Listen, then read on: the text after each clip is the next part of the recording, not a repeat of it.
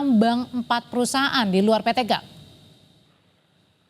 Ya, selamat malam Audrey dan juga saudara. Memang semenjak kisruh tambang nikel di Raja Ampat ini berkembang, mendapatkan respon dari sejumlah masyarakat. Tadi kami pantau di Pelabuhan Waisai yang merupakan pusat kota Raja Ampat, juga terlihat sepi dari aktivitas turis dari luar.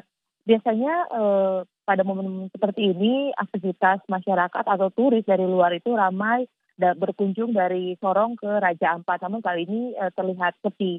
Kami juga sempat berbincang-bincang dengan masyarakat yang ada di pelabuhan bahwa mereka minta agar pemerintah meninjau kembali keputusan terkait dengan dilanjutkannya izin atau dihentikannya aktivitas pertambangan, karena Raja Ampat ini terkenal dengan wisata, sehingga yang perlu diangkat adalah pariwisata. Selain itu juga jumlah pemilik homestay yang ada di Raja Ampat, khususnya di kota Waisai, juga mengatakan hal yang sama. Ada sejumlah pengunjung yang sebelumnya sudah memesan untuk berkunjung ke Raja Ampat terpaksa harus membatalkan karena masih bertanya-tanya terkait dengan seperti apa situasi di Kabupaten Raja Ampat saat ini. Karena mereka juga takut ketika berkunjung kemudian terjadi peristiwa yang membuat mereka jadi tidak nyaman saat melakukan aktivitas wisata di Raja Ampat.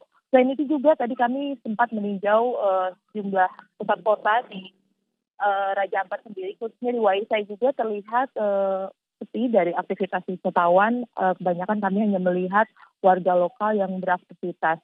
Padahal Polda Papua Barat Daya sudah memastikan bahwa hingga saat ini aktivitas wisatawan bisa berjalan lancar.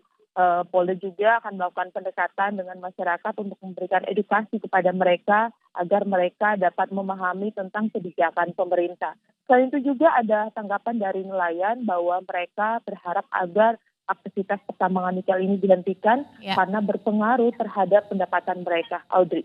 Iya, ada masih penolakan ya yang dirasakan warga ketika pemerintah sudah memutuskan 4 perusahaan tambang ini tidak dilanjutkan kembali untuk proses izinnya. Terima kasih. Dari Papua Barat Daya ada Flora Batlayeri, dan sebenarnya juga saat ini Barreskrim Polri juga sudah menelusuri dugaan unsur pidana. Sebenarnya apa yang sedang diselidiki oleh Barreskrim Polri terkait dengan hal ini? Kita akan tanyakan ke Barreskrim Polri. Sudah ada jurnalis Kompas TV Renata Panggalo. Renata, sebenarnya dugaan pidana apa yang saat ini sedang diselidiki oleh Barreskrim Mabes Polri terkait dengan operasi tambang nikel di Raja Ampat? Ya, Audrey, sayangnya Direktorat Tindak Pidana Tertentu Barreskrim Polri ini belum membeberkan secara rinci apa saja atau apa sebenarnya dugaan tindak pidana yang sedang diselidiki oleh polisi di Raja Ampat, Papua Barat Daya. Namun yang kita ketahui sekarang memang polisi sedang melakukan penyelidikan dan ini dilakukan berdasarkan temuan yang sudah diperoleh oleh polisi di lapangan. Dan polisi juga mengklaim bahwa penyelidikan ini sudah dilakukan berdasarkan peraturan perundang-undangan yang berlaku. Tadi juga sudah disampaikan oleh Dirtipiter Reskrim Polri, yakni Brigjen Nunung Syaifuddin, yang mengatakan bahwa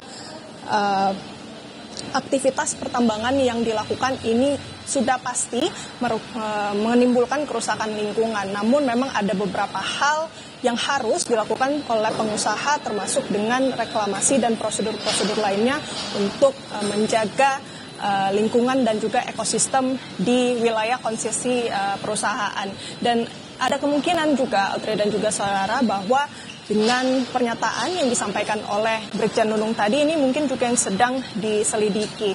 Dan sampai saat ini memang untuk dugaan penyelidikan ataupun dugaan tindak pidana ini memang berkaitan dengan 4 perusahaan yang kemudian dicabut izin usaha pertambangannya oleh pemerintah.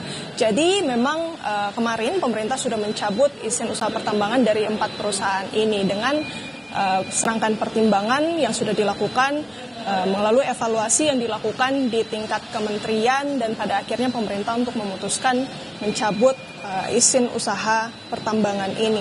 Dan beberapa alasan yang kemudian disampaikan oleh pemerintah mengapa pertambangan ataupun izin usaha pertambangan ini dicabut, karena adanya pelanggaran lingkungan, kemudian juga ditemukan bahwa wilayah konsesi perusahaan ini ternyata masuk dalam wilayah geopark dan juga ini tentu mempertimbangkan masukan dari masyarakat adat dan juga pemerintah daerah. Jadi sampai sekarang, Audrey dan juga saudara, kita nantikan apa saja yang sebenarnya diselidiki dan apa dugaan tindak pidana yang diselidiki oleh polisi di Raja Ampat.